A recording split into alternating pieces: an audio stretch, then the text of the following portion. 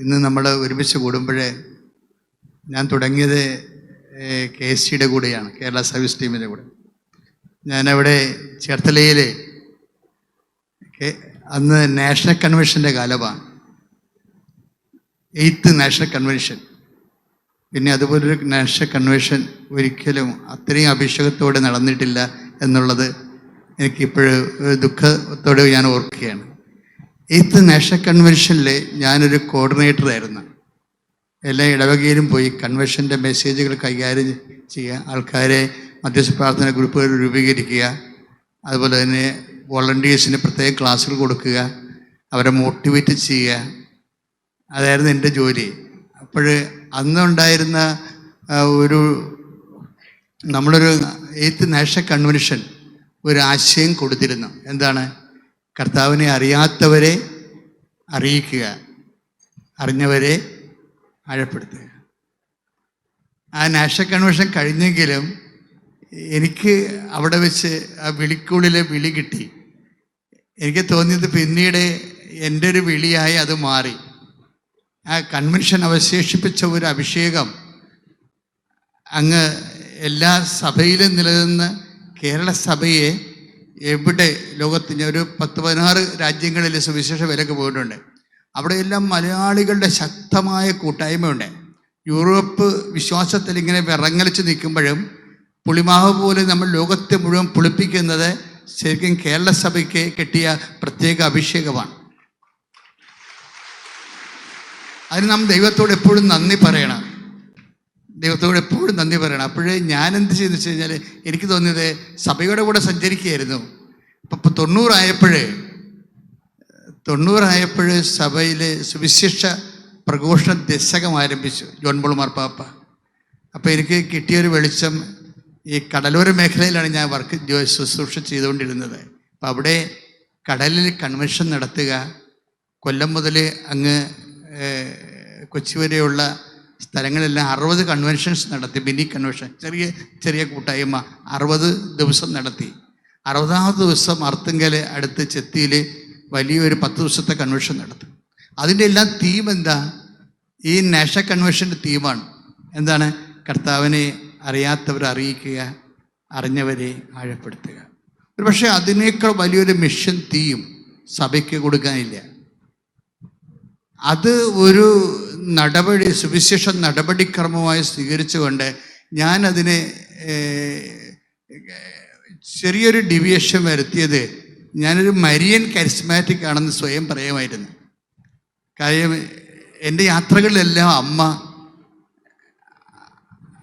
കൂടെ നിൽക്കുന്ന പോലെയും പ്രവർത്തിക്കുന്ന പോലെയും എനിക്ക് ബോധ്യപ്പെട്ടിട്ടുണ്ട്. അതുകൊണ്ട് ജപമാല തന്നെയാണ് ഞാൻ മധ്യസ്ഥ പ്രാർത്ഥനയായിട്ട് ഉപയോഗിച്ചത്. ഈ 2000 സുവിശേഷ പ്രഘോഷണ ദശകം സമാപിക്കുമ്പോഴും ജപമാല പ്രാർത്ഥന പിന്നെയും കണ്ടിന്യൂ ചെയ്ത്, ജപമാല പ്രാർത്ഥന എന്ന് പറയുന്നത് ഈ ജപമാല പ്രാർത്ഥനയെ 1000 മണിയുടെ ജപമാല പ്രാർത്ഥനയായിട്ട് വർദ്ധിപ്പിച്ചു. ആ മധ്യസ്ഥ പ്രാർത്ഥനയ്ക്ക് ചൈനയുടെ മാനസാന്തരം, അതുപോലെ തന്നെ സൗദിയുടെ മാനസാന്തരം, സുവിശേഷം എത്താത്ത ഇടങ്ങളിലെ സുവിശേഷം എത്തിക്കുക, യൂറോപ്പിനെ വീണ്ടും വിശ്വാസത്തിലേക്ക് കൊണ്ടുവരിക, ഇതൊക്കെ ഒരു പ്രധാനപ്പെട്ട മിഷനായിക്കൊണ്ട് രാത്രിയും പകലും 1000 മണിയുടെ അഖണ്ഡ ജപമാല പ്രാർത്ഥന നടത്തും, രാത്രിയും പകലും. അങ്ങനെ 2003 ജോൺ പോൾ മാർപ്പാപ്പ തന്നെ ജപമാല വർഷം പ്രഖ്യാപിച്ചു. ആ ജപമാല വർഷം പ്രഖ്യാപിച്ചപ്പോൾ ഞങ്ങൾ ഒരു കൊല്ലം മുഴുവനും ഇരുന്നുകൊണ്ട് രാത്രിയും പകലും ഓരോ ഗ്രൂപ്പുകളും മാറി മാറി ഇങ്ങനെ ജപമാലയില്ല. ഒരു വർഷം, ഒരു നിമിഷം പോലും ഇടവേളയില്ലാതെ ഒരു വർഷം കംപ്ലീറ്റ്.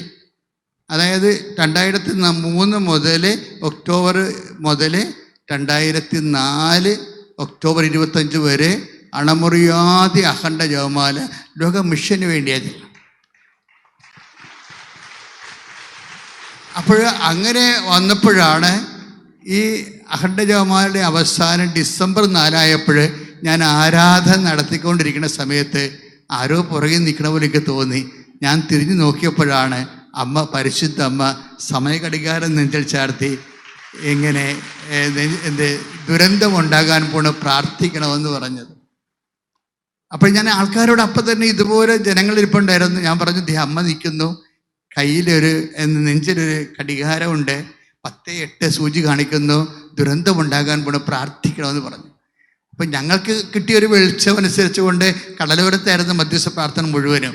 ആ ഗ്രൂപ്പുകൾക്കെല്ലാം 1/2 കിലോയുള്ള മെഴുകുതിരികൾ വാങ്ങിച്ച് വെഞ്ചരിച്ച് കൊടുത്തു വിട്ടിട്ട് പറഞ്ഞു, ദുരന്തമുണ്ടാകാൻ പോണ്, പ്രാർത്ഥിക്കണമെന്ന് അമ്മ പറഞ്ഞു എന്ന് പറഞ്ഞിട്ട് അവർ ആ ഡിസംബർ മാസത്തിൽ പ്രാർത്ഥിക്കാൻ തുടങ്ങി. പിന്നെ സുനാമി വന്നു.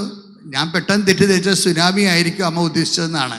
പക്ഷേ 10 കൊല്ലം അങ്ങനെ ഉദ്ദേശിച്ചെങ്കിലും 10ാമത്തെ കൊല്ലം എനിക്ക് ഈ വേറൊരു മിഷൻ ദൈവം തന്നായിരുന്നു, സഭയുടെ സാംസ്കാരിക കലാപേതരങ്ങളെ പുനരുദ്ധരിക്കുക. അപ്പം അത് ഞാൻ ആ മേഖലയിൽ റിസർച്ച് വർക്ക്, പുനരവതരണങ്ങളും, ചവിട്ടുനാടകം, പുത്തമ്പാന, അമ്മാനം, ദേവാസ്തവിളി, പിച്ചപ്പാട്ട്, അണ്ണായിപ്പാട്ട്, അങ്ങനെ സഭയുടെ സാംസ്കാരിക പൈതൃകങ്ങളുണ്ട്. ആ പൈതൃകങ്ങളെ പുനരുദ്ധരിക്കാൻ വേണ്ടി അതിനെ പുത്തൻ തലമുറ കൈമാറുക, പുതിയ രൂപങ്ങൾ ഉണ്ടാക്കുക, അതുപോലെ തന്നെ അതിനെ റിസർച്ച് നടത്തുക, ബുക്കുകൾ പബ്ലിഷ് ചെയ്യുക. അങ്ങനെ ആ വർക്കുമായിട്ട് നടന്ന് അവസാനം എൻസൈക്ലോപ്പീഡിയ എഴുതി ചവിട്ടുനാടകത്തിൻ്റെ. അതിന് കേരള സാഹിത്യ അക്കാദമി എനിക്ക് അവാർഡ് നൽകി. അതുപോലെ തന്നെ തമിഴ് യൂണിവേഴ്സിറ്റി എനിക്ക് ഇന്റർനാഷണൽ തമിഴ് എനിക്ക് ഡോക്ടറേറ്റ് നൽകി. അപ്പം അത് വാങ്ങിക്കാൻ മധുര ചെന്നപ്പോഴാണ് ഞാൻ മനസ്സിലാക്കിയത് അമ്മയാണ് ഇവിടം വരെ എത്തിച്ചത്. അതുകൊണ്ട് ഇവിടെ എവിടെയെങ്കിലും അമ്മയുടെ ഒരു സ്ഥലം ഉണ്ടെങ്കിൽ, പ്രതിഷ്ഠ ഉണ്ടെങ്കിൽ അവിടെ പോയി അമ്മയെ കണ്ട് നന്ദി പറഞ്ഞിട്ട് പോകണം. അങ്ങനെ ഞാൻ വാടിപ്പെട്ടിപ്പോയി മധുരയിൽ നിന്ന്. അവിടെ വെച്ച് ഞാൻ ഫെയിൻ്റായി. അവിടെ ചെന്നപ്പോൾ അമ്മ പറഞ്ഞു, എൻ്റെ മനസ്സിൽ തോന്നിക്കുകയാണ്, നിനക്കിവിടെ നിൽക്കാൻ യോഗ്യതയില്ല. കാര്യം 10 വർഷം മുമ്പ് നിൻ്റെ മുമ്പിൽ ഞാൻ നേരിട്ട് ഒരു ദൈവിക സന്ദേശം നൽകിയതാണ്, നീ അനുസരിച്ചില്ല. നീ അത്, എനിക്ക് സഭയോടുള്ള പേടി കൊണ്ടും ആവശ്യമില്ലാത്ത ദഹനകേന്ദ്രത്തിൽ ആൾക്കാരെ ഇങ്ങനെ എന്തെങ്കിലും തരികിട പറഞ്ഞ് ചപ്പടി വിദ്യ കാണിച്ച് ആൾക്കാരെ ആകർഷിച്ച് ഒരുതരം അങ്ങനെ തെറ്റിദ്ധരിക്കപ്പെടാൻ സാധ്യതയുള്ളതുകൊണ്ടാണ് ഞാൻ പുറത്ത് പറയാതിരുന്നത്. ആ പ്രൈവറ്റായിട്ടുള്ള സാക്ഷ്യമായിട്ട് ഞാനത് പറഞ്ഞിരുന്നുള്ളൂ. അപ്പോൾ അവിടുന്ന് വാടിപ്പെട്ടിൽ നിന്ന് വന്ന ശേഷം ഞാൻ അകത്ത് കയറിയില്ല. കയറാതെ അമ്മ പറഞ്ഞ ശേഷം തിരിച്ചു പോരും. എനിക്കൊരു പ്രത്യക്ഷീകരണ പ്രാർത്ഥന തന്നു. അമ്മ ആഗ്രഹിക്കുന്ന ഒരു കൃപാവര പദ്ധതി കൃപാസനത്തിലും ഞങ്ങളുടെ കുടുംബത്തിൽ നിറവേറാൻ ഇടയാക്കണമെന്ന്. അത് ഞാൻ 10,000 പേർക്ക് അടിച്ചു കൊടുത്തു. അത് പ്രാർത്ഥിച്ചിട്ട് അമ്മ നിന്ന സ്ഥലത്ത്, പ്രത്യക്ഷപ്പെട്ട സ്ഥലത്ത് ഞാൻ മാതാവിൻ്റെ രൂപം പ്രതിഷ്ഠിച്ചു വെച്ചു. എന്നിട്ട് ഈ പ്രാർത്ഥന ചൊല്ലി 6 മാസം പ്രാർത്ഥിച്ചപ്പോഴാണ് അമ്മ ഉടമ്പടി തന്നത്. ദൈവത്തിൻ്റെ ഒരു അനുഗ്രഹം കൊണ്ട് നമുക്കറിയാം, ഇന്ന് ഈ ദിവസം ഞാനിപ്പോൾ ആലപ്പുഴയ്ക്ക് വിളിച്ച് ചോദിച്ചു, പറഞ്ഞു 200 കുടുംബങ്ങളെ നോൺ ക്രിസ്ത്യൻസ് ഇന്ന് ഉടമ്പടി ചെയ്തിട്ടുണ്ട്. നമ്മൾ പറയുന്ന പോലെ സുവിശേഷ വേല നമുക്കറിയാം, കർത്താവ് അവരോട് സഹകരിക്കുകയും അടയാളങ്ങൾ കൊണ്ട് വചനം സ്ഥിരീകരിക്കുകയും ചെയ്യും. നമ്മൾ 50 കൊല്ലത്തിൻ്റെ ശുശ്രൂഷ പൂർത്തിയാക്കുമ്പോൾ നമ്മുടെ മനസ്സിൽ ഉണ്ടാവേണ്ട ഒരു വിഷയം എന്ന് വെച്ചാൽ, നമ്മൾ എപ്പോഴും ജാഗ്രത ഉണ്ടാകണം. കർത്താവ് എന്നോട് സഹകരിക്കുന്നുണ്ടോ? വയലിലൊരു പ്രശ്നമൊന്നുമില്ല. വയലും വീടും ഒക്കെ ചൂണ്ടിക്കാണിക്കുന്നത് പീലിപ്പോസിന് കാണിച്ചു കൊടുത്തത് ആരാണ്? പീലിപ്പോസ് കണ്ടുപിടിക്കുകയാണ് ചെയ്തത്, പ്രേക്ഷിത മേഖല അല്ല. എത്യോപ്യക്കാരൻ ഷണ്ടൻ അതിലെ പോയപ്പോൾ പീലിപ്പോസിനോടാണ് പറഞ്ഞത്, കമാൻഡ് ചെയ്തത്, നീ ആ രഥത്തിൻ്റെ കൂടെ ചേർന്ന് നടക്കണം. അപ്പം പ്രേക്ഷിത വയൽ കാണിച്ചു തരണതും ആത്മാക്കളുടെ വീണ്ടെടുപ്പിൻ്റെ വ്യക്തികളെ പോലും കാണിച്ചു തരണം ദൈവമാണ്. അപ്പോഴേ പീലിപ്പോസ് ചേർന്ന്. പക്ഷേ പീലിപ്പോസിനോട് എന്തുകൊണ്ട് പറഞ്ഞു? കാര്യം ഈ ഷണ്ടൻ ഫൈനാൻസ് മിനിസ്റ്ററാണ്. അയാൾ രക്ഷിക്കപ്പെട്ടതിന് ശേഷം പിന്നെ പറഞ്ഞതാണ്, പീലിപ്പോസിനെ പിന്നെ അവിടെ കണ്ടില്ലെന്നാണ് പറയണത്. പീലിപ്പോസ് അയാളുടെ കൂടെ നിൽക്കുകയോ അദ്ദേഹത്തിൻ്റെ സമ്പത്തിൽ ആശ്രയിക്കുകയോ ആഗ്രഹിക്കുകയോ ചെയ്തില്ല. നമ്മൾ ദൈവത്തിന് വേണ്ടിയാണ് ഇവിടെ ഈ ശുശ്രൂഷ ഏറ്റിരിക്കണമെന്ന് ദൈവത്തെ ബോധ്യപ്പെടുത്തുന്നതാണ് നമ്മുടെ ഒരു വെല്ലുവിളി. ഈ വിളിക്കുള്ള വെല്ലുവിളി എന്ന് വെച്ചാൽ, ഏറ്റവും വലിയ വെല്ലുവിളി എന്ന് പറയുന്നത്, ഞാൻ സുവിശേഷ വേല ആത്മാക്കളുടെ വീണ്ടെടുപ്പിന് യേശുക്രിസ്തുവിൻ്റെ വിശുദ്ധമായ രക്തം ഈ ഭൂമിയിൽ വീണതിന് സാത്താനോട് ചെയ്യാനുള്ള പ്രതികാരമാണ് എൻ്റെ സുവിശേഷ വേലയെന്ന്, അതാണ് എൻ്റെ ബോധ്യമെന്ന്, അതിനാണ് ഞാൻ പ്രവർത്തിക്കണതെന്ന്, ക്രിസ്തുവിൻ്റെ പീഡാനുഭവത്തിൻ്റെ പോരായ്മ എൻ്റെ സഹനമായി ഞാൻ സ്വീകരിച്ചുകൊണ്ട് ആത്മാക്കളുടെ വീണ്ടെടുപ്പിന് വേണ്ടി ഞാൻ പ്രവർത്തിക്കുന്നത് ദൈവത്തിന് ബോധ്യപ്പെട്ടാൽ ദൈവം നമ്മളെ എടുത്ത് ഉപയോഗിക്കും, നിങ്ങളെല്ലാവരും ഉപയോഗിക്കും. കേരള സഭ ഇനിയും കൂടുതൽ പ്രവർത്തിക്കാൻ ഈ ഒരു സംരംഭം ഇടയാക്കട്ടെ എന്ന് പ്രാർത്ഥിക്കുന്നു. ദൈവം നമ്മളെ അനുഗ്രഹിക്കട്ടെ. താങ്ക് യു ജോസഫ് അച്ഛാ. Thank you.